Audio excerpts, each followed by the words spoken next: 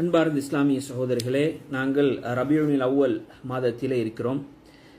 இந்த மாதத்தில் தான் எமக்கு மத்தியிலே அதிகமாக அல்லாஹ்வின் தூதர் ஸல்லல்லாஹு அலைஹி வஸல்லம் அவர்களுக்காக புகழ் பாடக்கூடிய அல்லது அவர்களுக்காக மௌலூதுகள் ஓதப்படக்கூடிய ஒரு மாதமாக நாங்கள் பார்க்கிறோம்.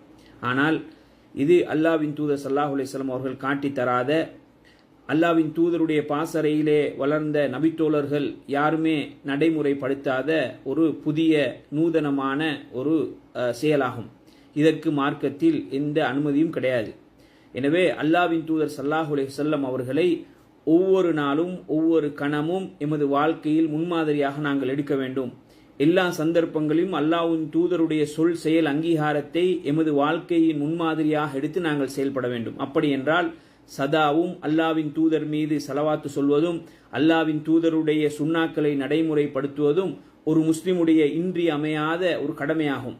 ஆனால் வருடத்தில் ஒரு மாதம் மாத்திரம் அல்லாஹ்வின் தூதரை புகழ்வதும் போற்றுவதும் அல்லாஹ்வின் தூதர் ஸல்லல்லாஹு அலைஹி வஸல்லம் காட்டாத வழிமுறைகளில் விழாக்களை கொண்டாடுவதும் இது இஸ்லாம் அனுமதிக்காத, நபிகள் நாயகம் ஸல்லல்லாஹு அலைஹி வஸல்லம் காட்டாத, நபித்தோழர்கள் யாருமே செய்யாத, பின்வந்த நல்லறிஞர்கள் யாருமே அமுல்படுத்தாத ஒரு புதிய நூதனமான பிதத்தாகும். எனவே இந்த பிதத்தான காரியங்களில் இருந்து நாங்கள் எம்மை பாதுகாத்துக் கொள்ள வேண்டும்.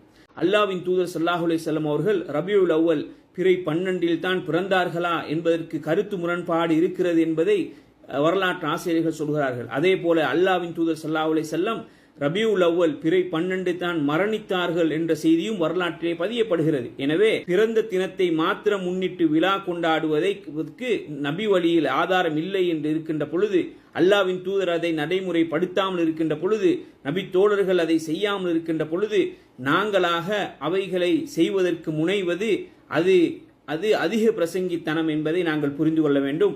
அப்படியான பிழையான வழிகாட்டுதல்களை நாங்கள் பின்பற்றி எமது நல்லமல்களை நாங்களே அழித்துக் கொள்வதற்கோ அல்லது எம்மை பாவங்களிலே உட்படுத்திக் கொள்ளாமல் இருப்பதற்கு அல்லாஹ் தஆலா எமக்கு தௌஃபீக் செய்ய வேண்டும். எனவே கண்ணியத்துக்குரிய அன்பான இஸ்லாமிய சகோதரர்களே, இப்படியான பாவங்களில் இருந்து, பிதத்தான செயல்களில் இருந்து அல்லாஹ் தஆலா எம்மை பாதுகாத்தார் புரிவானாக.